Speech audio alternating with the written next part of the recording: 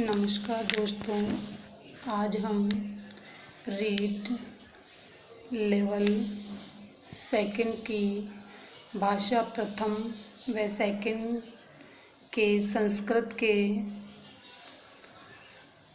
पाठ्यक्रम के बारे में जानेंगे। जैसा कि कल हमारे शिक्षा मंत्री के द्वारा यह निर्देशित किया गया है कि हमारा पुराना जो पाठ्यक्रम था उसमें कुछ भी परिवर्तन नहीं हुआ है और अध्यापक पात्रता परीक्षा के अंतर्गत भाषा का चयन हम इस प्रकार करते हैं। भाषा प्रथम में हमें कौन सी भाषा लेनी है और भाषा द्वितीय में हमें कौन सी भाषा लेनी है। जैसे भाषा प्रथम में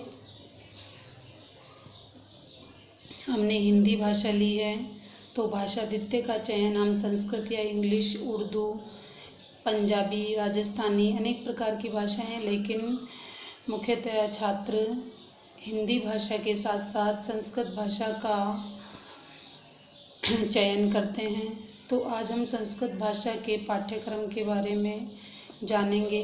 तो हमारे सबसे पहला जो है पाठ्यक्रम के अंतर्गत वो है वर्ण विचार, संधि प्रकरण, समास, अव्यय निरूपण, प्रत्यय प्रकरण,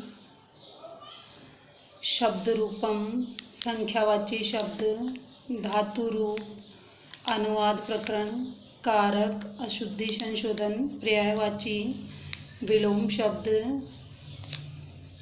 और एक हमारे है अपठित अनुच्छेद। तो हम ये जान सकते हैं कि जैसे ही हम रीड लेवल सेकंड में यदि हम प्रथम लैंग्वेज के रूप में संस्कृत भाषा का चयन करते हैं तो वह हमारे लिए एक अत्यधिक महत्वपूर्ण भूमिका निभाएगा कि किस तरह से हम लेवल सेकंड के अंतर्गत भाषा प्रथम में जो कि हमारा 30 अंक का आधारित है तो वो 30 अंक हम कैसे प्राप्त कर सकते हैं। और ये एक बहुत ही छोटी सी बात है, इसके अंतर्गत कोई मुश्किल कार्य नहीं है। ये देखिए वर्ण विचार, और इसमें केवल कक्षा 6 से लेकर के कक्षा 8 तक का जो भी संस्कृत विषय का सिलेबस है बस उससे रिलेटेड चीज़ें ही हमारे पास में आएंगी। जैसे देखिए वर्ण विचार, ये कक्षा 6 की पुस्तक है, व्याकरण की कक्षा 6 की पुस्तक है और हम इस कक्षा 6 की पुस्तक के अनुसार ही जिन भाई बंधुओं ने व्याकरण में, संस्कृत व्याकरण में जिन भाई बंधुओं को बिल्कुल जीरो से कुछ भी नहीं आता है उन्हीं के हिसाब से आज मैं यह वीडियो बना रही हूँ। अतः इसको देखें और बिल्कुल बहुत ही छोटे रूप में इसमें समझा करके मैंने आप लोगों को समझाया है। वर्ण विचार देखिए, वर्ण उस मूल ध्वनि को वर्ण कहते हैं जिसके टुकड़े न हो सकें। जैसे क, अब देखो हलंत लगा हुआ है तो क में क्या नहीं है, ए नहीं है। ये देखिए क में क्या नहीं है, ए नहीं है, तो ये हलंत लग गया। ख, ग, घ आदि ये क्या है, वर्ण है। इनके टुकड़े नहीं किए जा सकते हैं, इन्हें अक्षर भी कहते हैं। अतः वर्ण या अक्षर भाषा की मूल ध्वनि को कहते हैं। इसमें से 3 नंबर का हमारे क्वेश्चन आते हैं, 3 नंबर के क्वेश्चन आएंगे इसमें से। जैसे घट पद में घ, ए और ट और ए और विसर्ग ये मूल ध्वनियाँ हैं जिन्हें वर्ण या अक्षर भी कहते हैं। इस प्रकार अन्य पद भी हम इस तरह से समझ सकते हैं। जैसे राम शब्द है, ये देखिए राम, तो राम में से क्या आया, र। राम में से क्या आया है, र। तो र और र के आ है, आ अपने पास में क्या है, मात्रा।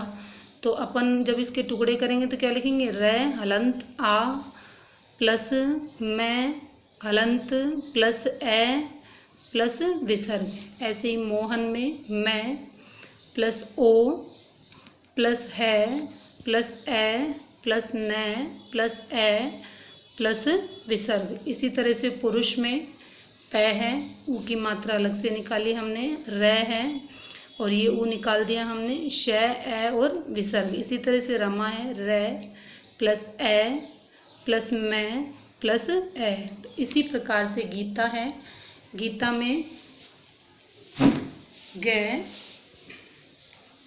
ग ई और तय, ठीक है, और आ की मात्रा, तय के साथ में आ की मात्रा। तो इस तरह से हमने वर्णों को अलग अलग करके देखा। अब वर्णों के भेद कितने होते हैं? वर्णों के 2 प्रकार होते हैं। ये आपकी हिंदी में भी काम आएंगे, हिंदी लैंग्वेज जो अपन पढ़ेंगे ना उसमें भी काम में आएंगे। देखिए, जैसे स्वर और व्यंजन। स्वर अच, जिन वर्णों का उच्चारण करने के लिए अन्य किसी वर्ण की सहायता नहीं लेनी पड़ती उन्हें स्वर कहते हैं। स्वरों की संख्या 13 होती है। ए ई ऊ री री ए ओ औ।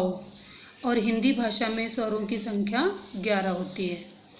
स्वरों का वर्गीकरण। उच्चारण काल अथवा मात्रा के आधार पर ह्रस्व, दीर्घ और प्लुत 3 प्रकार के वर्ण होते हैं। ह्रस्व स्वर, जिन स्वरों के उच्चारण में केवल एक मात्रा का समय लगे अर्थात कम से कम समय लगे उसे हम ह्रस्व स्वर कहते हैं, अर्थात ए ई ऊ और री और री। और संस्कृत भाषा में हमारे 5 ह्रस्व स्वर होते हैं, जबकि हिंदी भाषा में यहाँ री तक ही होते हैं, केवल 4 ही होते हैं। इनकी संख्या संस्कृत में कितनी है? 5 हैं। दीर्घ स्वर, जिन स्वरों के उच्चारण काल में मूल स्वरों की अपेक्षा दुगना समय अर्थात 2 मात्राओं का समय लगता हो वे दीर्घ स्वर कहलाते हैं। जैसे आ, ई, ऊ, री, ए ओ औ। इनकी संख्या कितनी होती है? 8 होती है, ठीक है।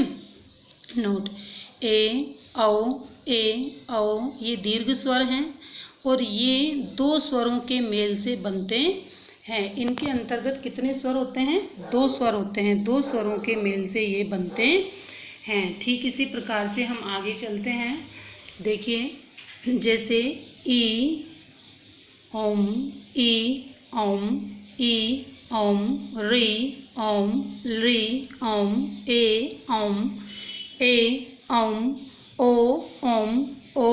ओम। नोट, ह्रस्व, दीर्घ और प्लुत स्वरों की संख्या 22 है और जिसमें ह्रस्व 5 हैं और दीर्घ 8 हैं और प्लुत कितने होते हैं? 9। अब व्यंजन देखते हैं। व्यंजन या इन्हें हम हल भी कहते हैं। संस्कृत भाषा में व्यंजनों को क्या कहते हैं? हल भी कहते हैं। जैसे कि महेश्वर सूत्र अगर अपन को याद है तो हम स्वर और व्यंजनों का वर्गीकरण आसानी से कर सकते हैं। व्यंजन उन्हें कहते हैं जिनका उच्चारण बिना स्वर की सहायता से नहीं होता है। व्यंजन का उच्चारण काल अर्धमात्रा काल है। जिन व्यंजनों में स्वर का योग नहीं होता उसमें हलंत का चिन्ह लगाते हैं, जैसे क, ख, ग, घ आदि। संस्कृत में इनकी संख्या कितनी होती है? 33 होती है। देखिए, अब इनके सबके देखो हलंत लगा हुआ है नीचे, मतलब इनमें से क्या निकाल लिया? स्वर निकाल लिया, ए निकाल लिया, ठीक है। और पूरा करने के लिए हमको क्या करना पड़ेगा? ए को इनके साथ में जोड़ना पड़ेगा। देखो, क, ख, ग, घ, ड। तो कौन सा वर्ग हो गया? इसको हम क्या बोल सकते हैं? क वर्ग। च, छ, ज, झ, य, इसको क्या बोलेंगे? च वर्ग। ट, ठ, ड, ढ, ण, कौन सा वर्ग हो गया? ट वर्ग। त, थ, द, ध, न, कौन सा वर्ग हो गया? त वर्ग। प, फ, ब, भ, म, कौन सा वर्ग हो गया? प वर्ग। य, र, ल, व, ये अंतस्थ कहलाते हैं। श, स और है, ये क्या कहलाते हैं? ऊष्म वर्ग कहलाते हैं।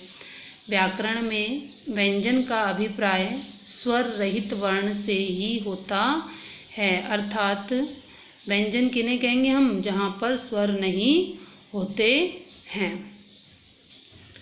तो इस प्रकार से आज हमने बिल्कुल एक मोटा मोटी जानकारी केवल हल, स्वर और हल के बारे में ली, स्वर और व्यंजन्स के बारे में ली। अब हमारी कक्षाएं ये निरंतर होती रहेंगी। कृपया आप इसे पढ़ें, सुनें तथा चैनल को सब्सक्राइब करें और आगे विस्तार पूर्वक मैं आपको पाठ्यक्रमानुसार पढ़ूंगी। धन्यवाद।